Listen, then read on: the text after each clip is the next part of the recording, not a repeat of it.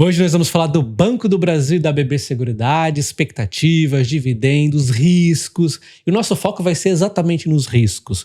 Só que, pessoal, quando eu faço esse tipo de vídeo falando de riscos, não é para vender medo, não é para vender susto. É para você ter entendido o que está acontecendo com as empresas, para entender a queda e para poder calibrar melhor os seus aportes. Por exemplo, quando eu faço um vídeo de macroeconomia e falo, o cenário tá ruim, não sei o quê, você vai olhar a cara da bolsa e vai falar, puxa, beleza, caiu a bolsa, só que tem coisas ali que ainda estão enroscadas, então talvez não valha eu sair aportando que nem um louco, posso até acelerar os aportes porque tá caindo, mas eu vou manter um pouco de caixa. Esse é das explicações do porquê dos vídeos de macroeconomia.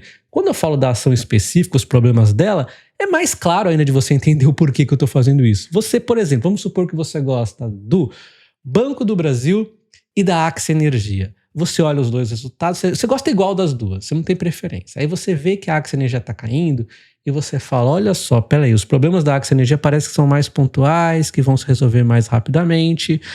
Então eu acho que eu vou na Axia Energia aportar mais do que no Banco do Brasil, porque parece que está enroscado e ainda está surgindo novos problemas ali adiante que podem surgir e piorar ainda esse cenário. Então, é mais ou menos isso que você vai visualizando e sempre dando brecha para incerteza, porque muda a política, o Banco do Brasil pode ser o que mais usufruiria positivamente disso, porque vamos combinar, né, pessoal? Eu não gosto de ficar fazendo campanha contra o CEO, diretoria, porque a gente não tem certeza 100% do que está acontecendo ali, mas o fato é que desde 2023, quando entrou a nova CEO, o Banco do Brasil tomou vários passos errados e isso foi repercutir lá ao fim de 2024, está repercutindo até hoje, além dos guides, envia guides, vai lá e revisa guides para baixo, envia de novo. Então você já observa que a política é imprevisível e ela pode também mudar um pouco essa dinâmica.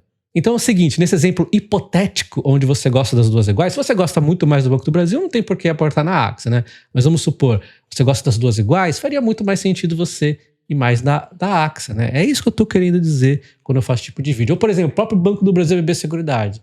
As duas estavam pressionadas há um tempo atrás. Quem se deu melhor aqui? A BB Seguridade, porque os riscos estavam mais controlados. Além de tudo, foram surgindo novos probleminhas ali no Banco do Brasil e aí a gente foi visualizando isso, entendendo.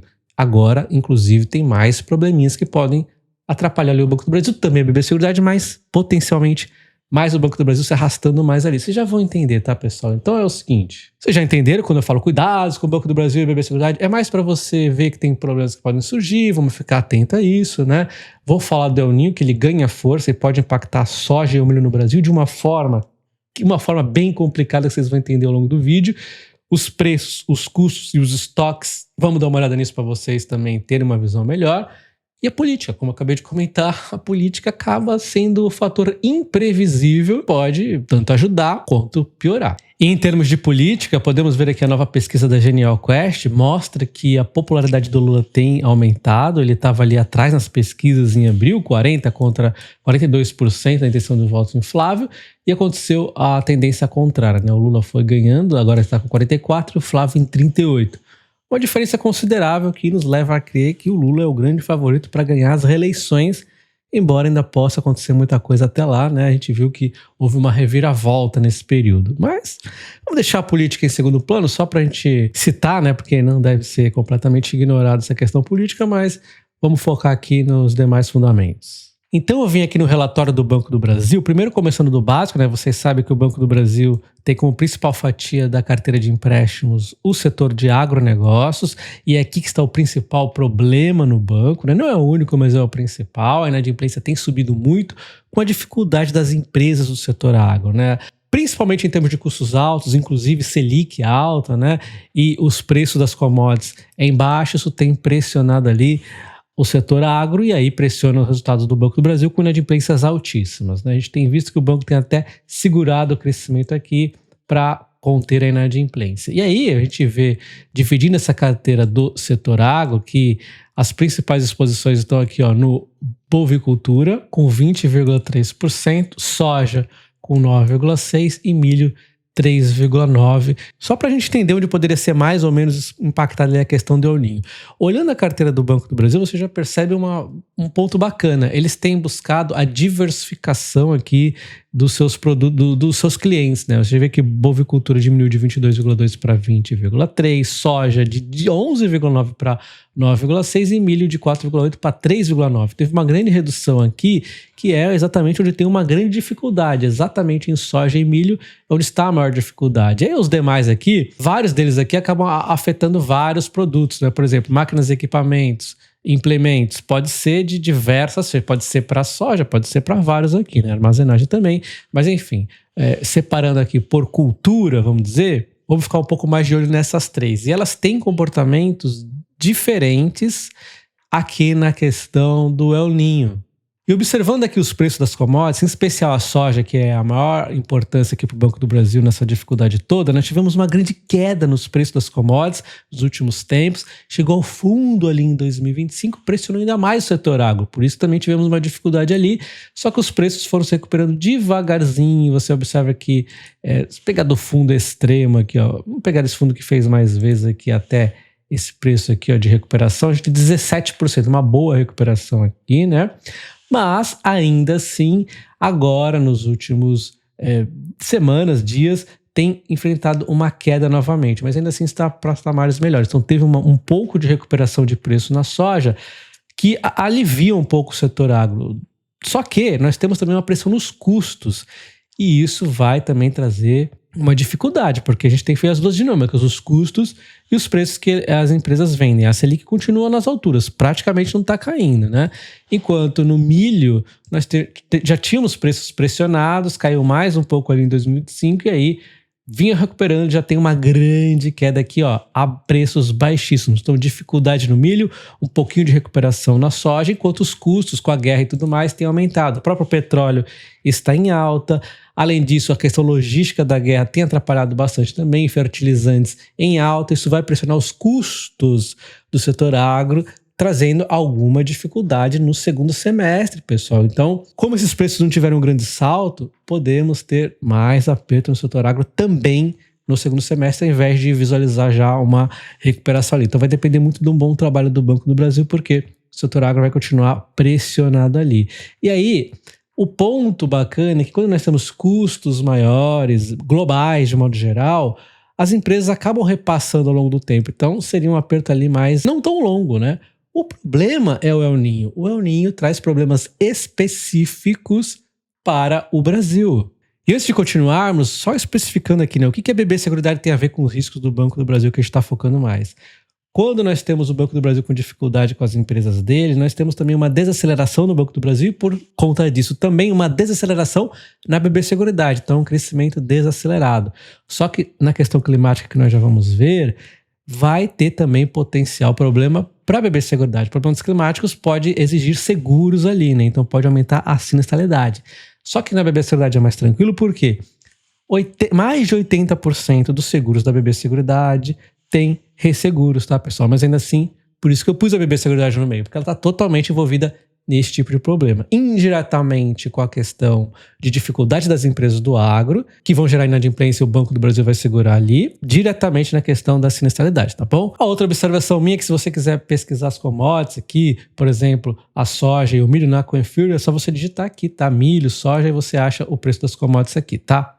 E em relação ao El Niño, cada vez está mais provável que ele aconteça. A gente volta ali ao fim do ano passado, dezembro, nós tínhamos aqui essa região de monitoramento do El Niño mais escura, quer dizer que estava mais frio, tá tranquilo. E aí nós temos, com o passar do tempo, um aquecimento na água que já fica acima da temperatura normal. Então, 3 meses depois, nós já podemos ver que a temperatura está acima do normal nessa região, já alerta para um possível El Niño, e a situação foi se agravando, e agora nós já temos aqui uma situação onde é muito provável que aconteça o El Niño. A questão é qual será a intensidade dele. Se ele for aquele super El Niño mais forte, aí mais vai ser afetado, né, as regiões. Como vocês sabem, no sul do Brasil chove bastante, No norte e nordeste chove menos e no sudeste e no centro-oeste não muda tanto, mas pode haver comportamentos diferentes, até sim com mais ou menos chuvas ali, né? Mas a questão principal é norte e nordeste com menos chuva e sul com mais chuvas. Então naquela região que nós vimos ali de monitoramento do El Niño, as anomalias permaneceram iguais ou superiores a 0,5 durante 4 semanas consecutivas. Já na primeira semana de junho, o índice alcançou 0,7 graus centígrados, reforçando o cenário de fortalecimento do fenômeno. E aí os especialistas dizem que não basta apenas, né, esse aquecimento acontecer, mas ele tem que se manter por mais tempo e ele tem se mantido, né? Então, ele se mantendo em período prolongado é que de fato vai acontecer o El Niño ali. E os principais produtores de soja no mundo são, nesta ordem, Brasil, Estados Unidos e Argentina, como a gente pode ver aqui em relação à safra 26-27. O principal produtor foi o Brasil, com 180, 115 Estados Unidos e 48 Argentina. Aí bem mais atrás tem a China, né, Índia e tal. Então nós temos aqui o quê? Situações diferentes para cada um desses países. E aqui é que mora o problema. Nós temos uma situação ruim para o Brasil, onde falta de chuvas e excesso de chuvas vão prejudicar o cenário da produção agro no Brasil, tá? Então nós teremos uma produção prejudicada. Aí depende do quanto vai ser o El Niño. Pode ser 9, 10, 11%, pode ser um impacto forte aqui na produção. Enquanto, por outro lado, nos Estados Unidos e na Argentina, o impacto tende a ser positivo, tende a chover mais lá, ajudar a produção da soja. Só que não é uma chuva em demasia excesso, como pode acontecer no sul do Brasil. É uma chuva que simplesmente vai exatamente ajudar a produção, inclusive no momento que elas poderiam estar chegando ali. Então elas ajudariam a safra dos Estados Unidos e da Argentina e prejudicariam o Brasil. O que isso significa? É a lei da oferta e da procura, né, pessoal? A depender aqui do que aconteça, nós teremos uma produção que aumenta nesses dois países, diminui no Brasil, então mantém meio que se equilibrado, ou seja, os preços, ao invés de pelo menos subir, se manteriam pressionados, e olha só, o Brasil com um preço pressionado e uma produção menor, com várias quebras ali. Isso é o cenário do desastre, né? E óbvio que eu estou falando da expectativa padrão para o El Niño. Pode ser que os comportamentos sejam diferentes, mas o padrão seria essa expectativa, tá? E aí também acaba atrasando a safra do Brasil de soja, o que acaba impactando também o milho. Então a nossa safra do milho também seria impactada, tá, pessoal? E vocês viram, o preço do milho está na baixa, então nós teremos um impacto no principal produto aqui, a soja, e o segundo, o milho, né? Ou seja, é um desastre quando a gente pensa nos clientes do Banco do Brasil, ainda mais que está focado muito em pequenos produtores, e também esses problemas de safra pode ser que tenha ali um impacto em sinistralidade na BB Seguridade. Então é por isso que é bom a gente ficar atento às duas, tá? E só para deixar claro, quando a gente fala de impactos no El Niño, nós estamos falando da próxima safra, ou seja, vai afetar mais 2027. Para 2026 ainda é esperado uma boa safra, então deve pressionar, continuar mantendo os preços ali pressionados, né? E outro ponto que ajuda os preços a se manter pressionados são os estoques ali mundiais, que está basicamente no recorde. Nós vimos aqui, ó, nos últimos anos subindo o estoque, principalmente por conta da China, né? A China tem um estoque bem alto, o que ajuda a manter uma certa flexibilidade, aguentar um pouco trancos de curto prazo, mantendo os preços pressionados para baixo, né? E na questão da bovinocultura, aí depende muito. Pode ser que tenha um impacto um pouco negativo se chover de repente demais ou tiver seca em algumas regiões, mas não seria tão drástico como na soja e no milho.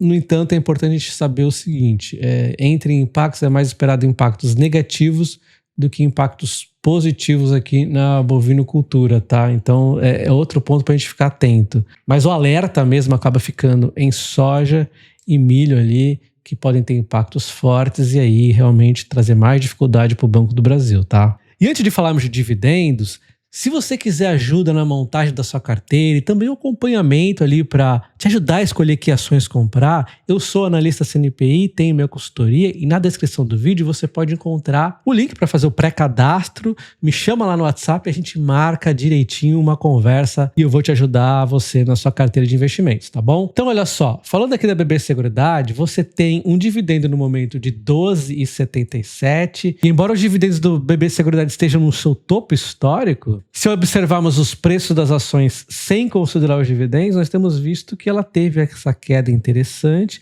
mas em meio a muita recuperação de venda, muito susto, a empresa na verdade acabou se recuperando um pouco aqui, né? Subindo ali, ó, um pouco, agora tá 36,71, até porque ela é, vamos dizer, entre aspas, mais imune à questão ali da Selic, né? As seguradoras, elas acabam ganhando com Selics altas também, né? Embora o foco deva ser o operacional, e o operacional demandaria uma economia melhor, né? Mas enfim, eu vim aqui no nosso site dos membros do canal, hoje nós temos a previsão de dividendos para diversas empresas, inclusive a BB Seguridade, que eu filtrei aqui. Então nós temos dividendos previstos até 2027, eu devo colocar para os membros do canal já 2028 em breve, tá? Mas de qualquer forma, vou mostrar aqui para vocês a previsão de dividendos para 2026, é de 4,10 por ação, 11,18 de yield. Ainda é um ótimo yield, cai um pouquinho o dividendo, mas ainda se mantém a patamar alto. Só que para 2027, que eu até espero um dividendo maior, pode ser que a gente dê uma recalculadinha para baixo, a depender do que acontecer ali com o El Niño, toda essa questão climática, né? Então tem um pouco de risco em 2027, mas ainda assim deve se manter ótimos dividendos, tá? Mas acaba afetando sim essas expectativas, principalmente em relação ao crescimento da BB Seguridade. Enquanto o Banco do Brasil, por sua vez, vem caindo 10,6% já com os dividendos, né? Um PVP de 0,57, um dividendo baixinho. Olha só o quanto que o Banco do Brasil caiu, vamos sem considerar os dividendos aqui, cai 12,4%, mas olha só, desse topo recente caindo 31%, é uma queda considerável. O que deixa ele um PVP menor de toda essa base histórica dos últimos 10 anos. Então o banco ele conseguiu evoluir bastante seu patrimônio, evoluiu um monte de coisas nas linhas dos resultados dele, e com essa queda ele tá um PVP mais descontado da história. Só que a rentabilidade também está muito baixa, né? Então é isso que faz. O mercado está esperando que vai demorar muito essa recuperação. Novamente vim aqui no nosso site dos membros do canal, filtrei o Banco do Brasil, temos dividendos até 2029, os 99 centavos para 2026, que levaria a 5,23 de yield, e por enquanto 1,43 para 2027, que já levaria a 7,51. Os dividendos continuam aumentando. Só que, em especial 2027, é onde tem o maior risco aqui, né, de surpresas negativas, com a questão do El Niño, né, com algumas questões que eu sempre tenho dito para vocês. Então, quem é membro do canal vai ter os dividendos sempre atualizados aqui, a previsão até 2029. Tem um grande salto, inclusive, que eu visualizaria 2028 em diante, mas está sobre a revisão aqui constante, porque o momento do Banco do Brasil é muito desafiador, tá, pessoal? Mas, de novo, no longo prazo não tenha dúvida que estes dividendos, quem comprar o preço de hoje, o Banco do Brasil vai ter dividendo na casa dos 2 dígitos. Só que talvez isso demore ali um pouco mais do que a gente imaginava, né? E agora eu te recomendo assistir um desses 2 vídeos que está aqui na tela e me responde aí o que você acha do Banco do Brasil e BB Seguridade neste momento. Um abraço e até o próximo. Valeu!